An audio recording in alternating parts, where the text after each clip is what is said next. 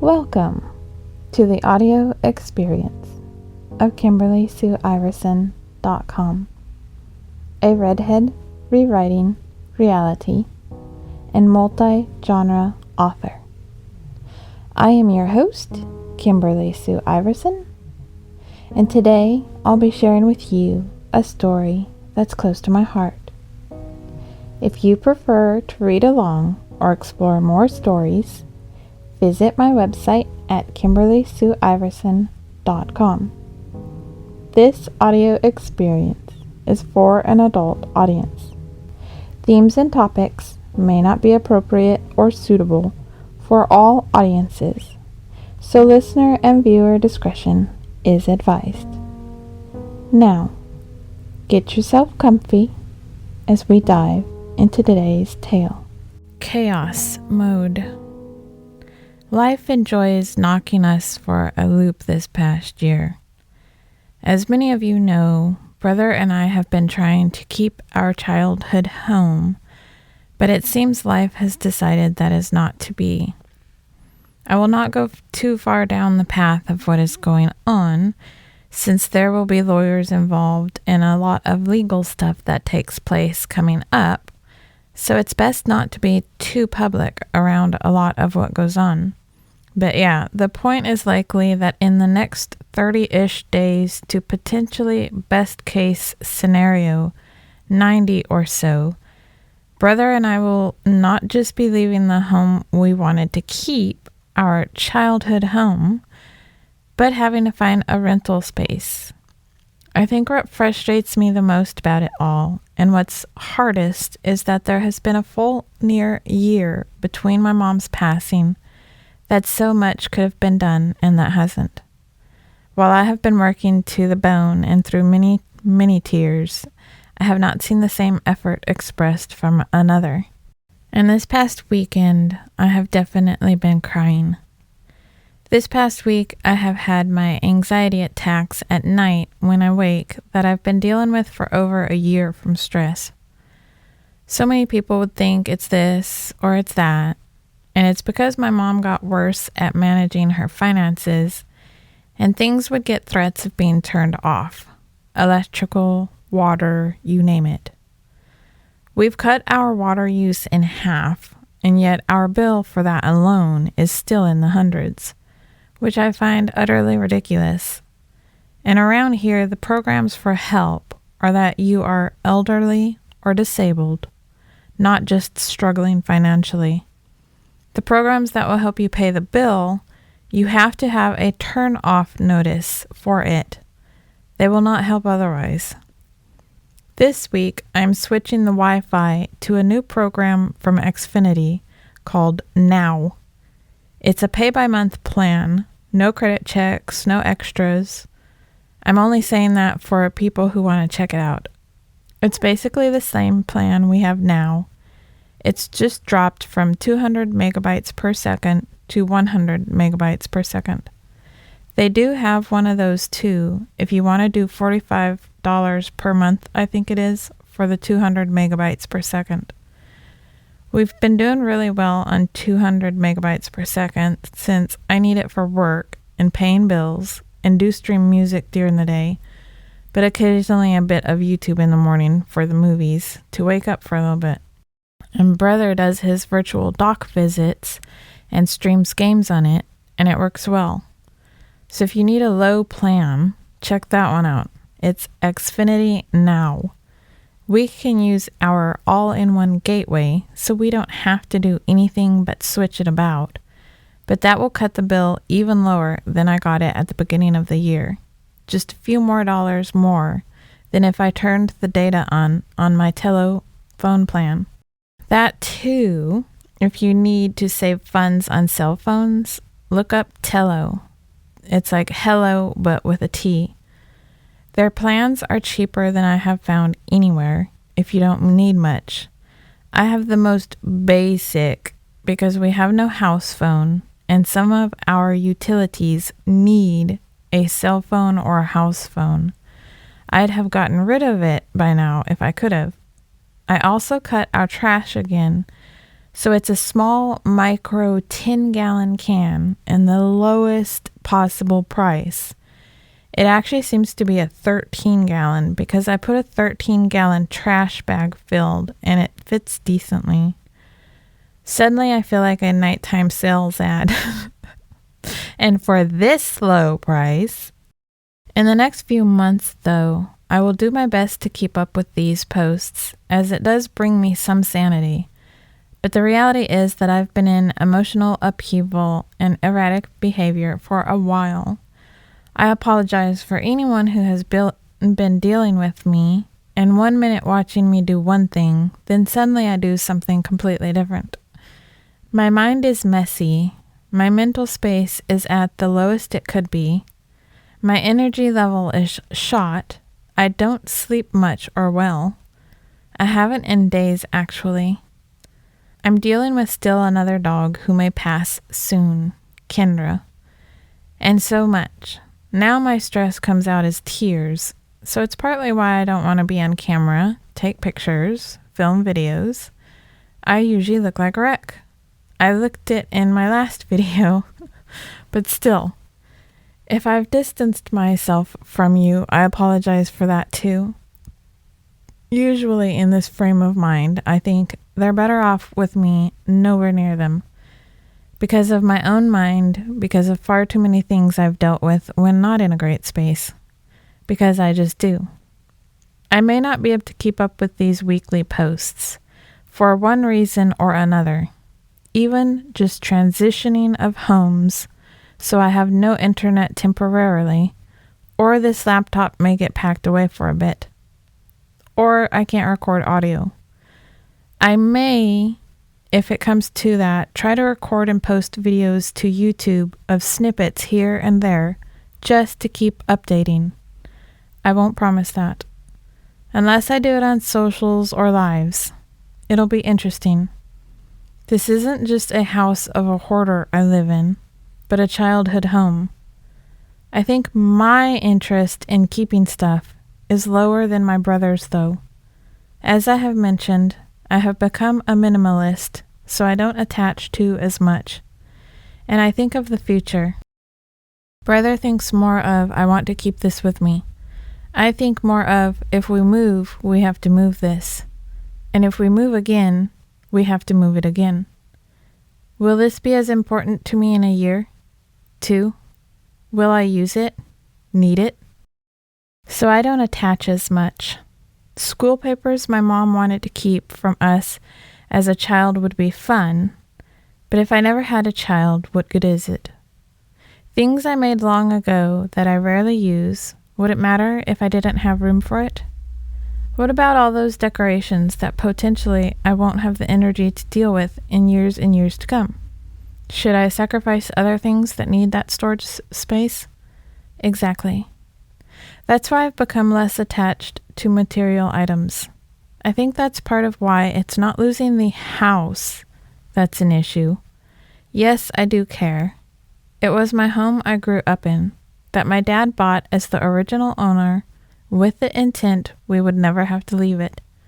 Someone would live here in the family for a long time, then potentially those ones after.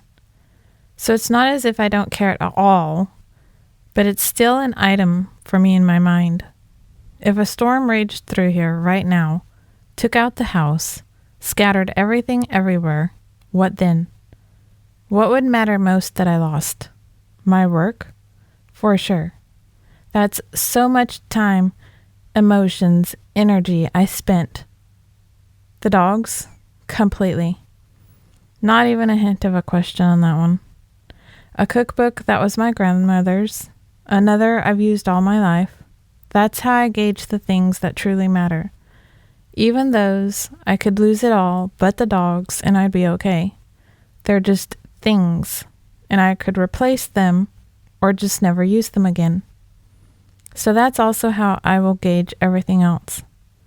I'll keep my work, my books, my house plants, a few plants from the yard too, my hostas and a couple mini roses. The rest, I'll dump as much as I can.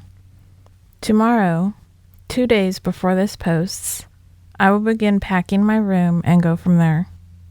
Also climb into the attic, because that's where I have a lot of books and other things are. I have a flight cage for birds too I may keep just because they're expensive and it's a big one. It can be folded up, so not hard to store under a bed or in a closet. May not entirely sure.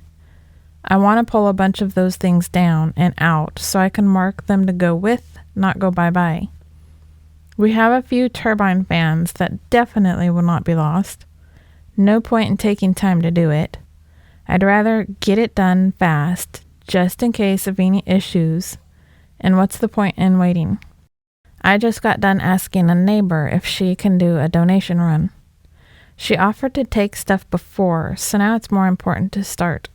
Empty out some room for me where I can start to stack boxes.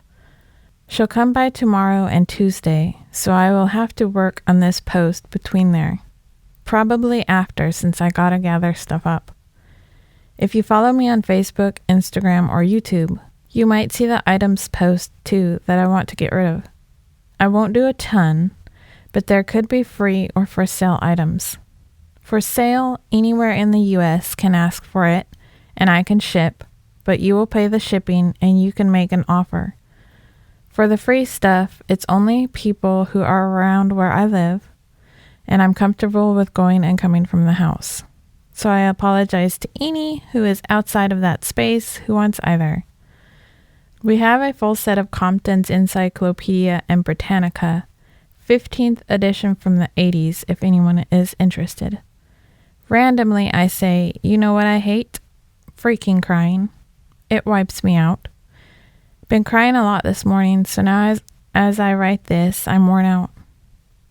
Anywho, this entire thing is random. Shows where my mind is at.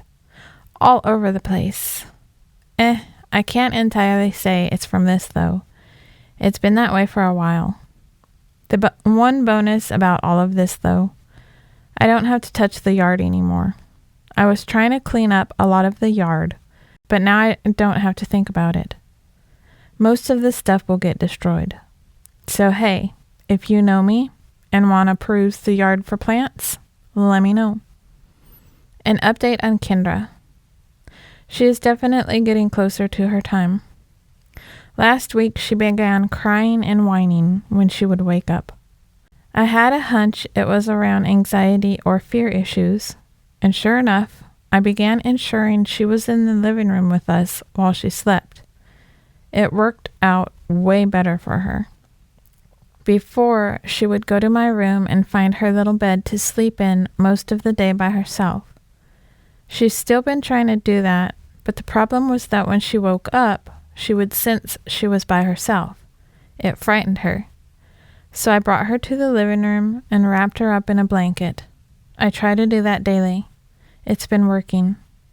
She doesn't wake up and cry or whine now.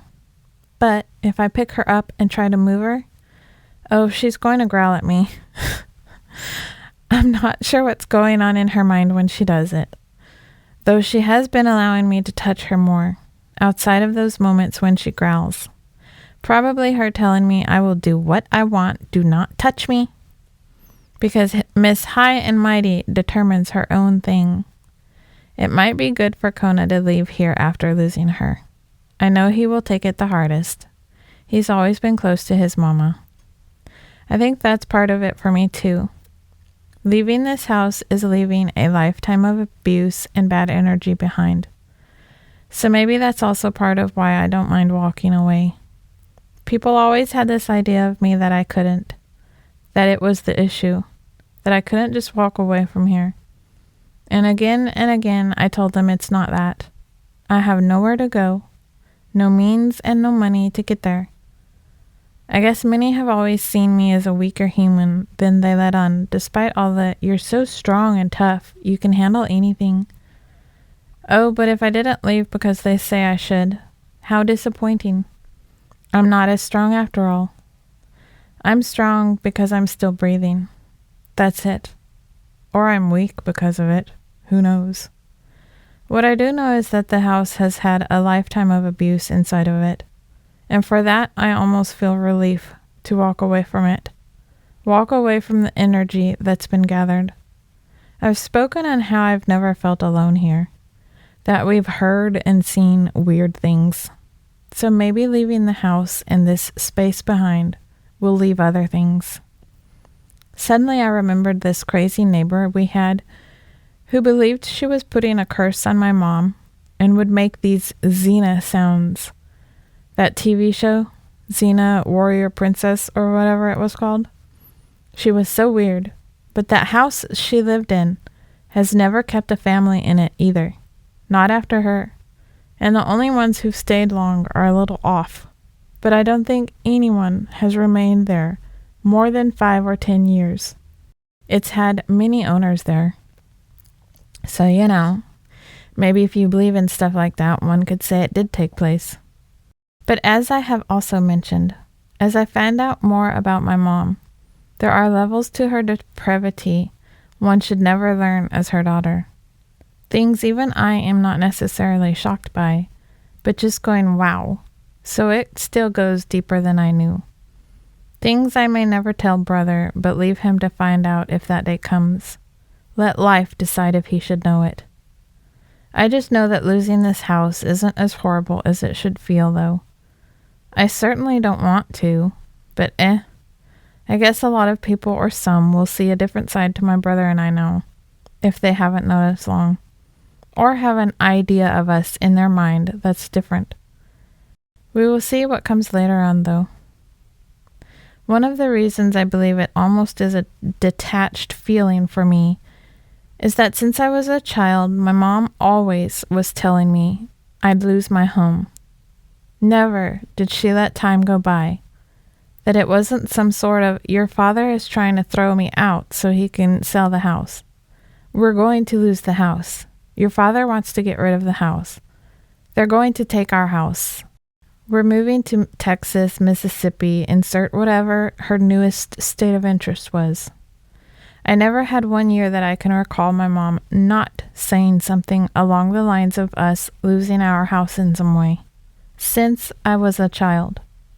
Why I've said I don't know what it's like to know comfort, safety, and security. Imagine someone working you up at least weekly or monthly, saying you'd lose your home. She liked to tell a story that my dad had a mountain of debt when he passed, but my dad was a future planner. My dad went out of his way to use so little money for self in the end that he barely had any food at all during the week. When I'd visit, the fridge had only a couple items in it.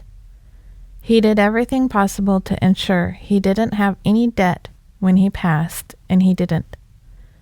My mom started this whole path because she had stuff she wanted to buy and had things to pay for, like his funeral. Well, rather than pay it off a little at a time or get a small loan, why bother? When someone is telling you, get this, and you can have all this extra money too. The house was paid off. Everything was. She had a vehicle that had just had an engine put in, but it was a station wagon. So gross. When you could go out and buy a brand new minivan instead. I don't like people ever pushing the idea of my father being the one bad with money, and that's why we're in this mess. Because he barely lived off anything, so she could have all the money she wanted. That she was never satisfied with and convinced he had more. That he was just hiding it from her. She drained everything from him in the end, and still it wasn't enough. Still she spread lies about him long after he passed, versus taking ownership and saying, yes, I could get it, so I did. My dad wasn't perfect, but he wasn't a bad man. He was a good man, and a hero of mine and my brother's. And I, for one, only ever think of him. If you ever ask me, who would I like to have dinner with, living or dead? Just him. Moving on. Another random that popped into my mind. I'm hoping the verification process is dealt with by the time this posts, but I am on a site that you may talk to me through or have recently, and I can't get into it. It'd tell you my profile was under a verification thing. We've asked this person to verify their account. I changed my email and profile picture, and they made me go through the verification process again, but in another way. So if you're on there and notice my profile says, we've asked this person to verify their profile, this is why. I can't do anything until it's dealt with. I emailed them to ask for a timeline since it's been over 24 hours and it's never taken this long. I verified it right after I did all that, so the holdup isn't on my end. A human has to manually verify everything. When this posts, I think it should be dealt with. It's the weekend right now, so they may just take the weekend off or something for support emails. With how active they are on the site, I wouldn't put it past them to need time off. Still, hoping it is all dealt with by the time this posts. If so, you will see me active and responding to messages again. Editing note, it took nearly 48 hours, but yes, I'm active again. You are welcome to use any contact method you want off here to get in touch with me though. Everything is always in the descriptions on videos. My socials are linked on my sites, or ask me. I did set my Snapchat to delete that I only just made, but for now I reinstated it. So if you want to use that method and know it, it's there for now. Tell me where you are from and who you are if you add me, as strangers are not added on there if you use it. I was going to delete it because I cannot stand disappearing messages apps, but also needed to save data because I was sure for weeks I would have to cut back on data completely. For now, though, I will leave it. Have I mentioned erratic, panicky brain? Just saying. This be why I tell people the only ones I allow close to me tend to be strong, stable, and secure people. Because I am icky enough. Your calmness stabilizes that. I will not be around someone who creates more, especially in a moment I need less. As someone has said a while ago, I need a safe environment because then it calms that anxiety, so it has no need to come up to begin with. Lot of truth in that. More to come. Thank you for reading and subscribing. I know how valuable your time is, so it means so much that you're here, and I'm beyond grateful you chose to spend this time with me. What are your thoughts? Engage with me and start a conversation. Just don't be rude about it. And as always, your shares are so incredibly appreciated. Share with anyone you think may enjoy it. Word of mouth is the best form of expanding the reach, so this reaches the eyes and ears of whoever may enjoy it. My donation link, if you'd like to support this and help keep it going, is ko-fi.com/Kimberly Sue Iverson. That's ko-fi.com/Kimberly Sue Iverson. Every little bit helps. So thank you for your generosity. Remember, apparition weavers, everyone is fighting battles inside nobody can see. Who are you willing to see today?